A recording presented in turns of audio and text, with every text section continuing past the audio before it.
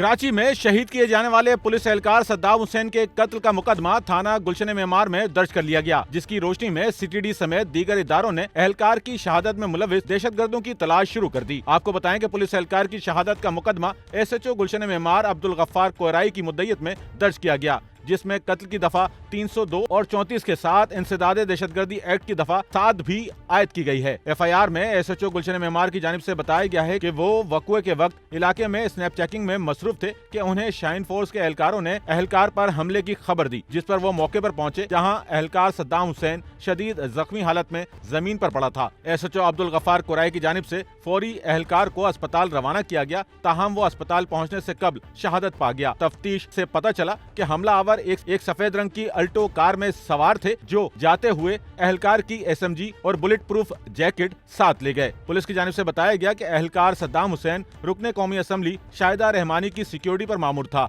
जिसकी शहादत का मुकदमा दर्ज होने के साथ ही CTD और दीगर इदारों ने वारदात में मुलविस दहशतगर्दों की तलाश शुरू कर दी है, जिन्हें जल्द गिरफ्तार कर लिया जाएगा। कैमरामैन अमीन के साथ नोमान रफीक, SNN कराची।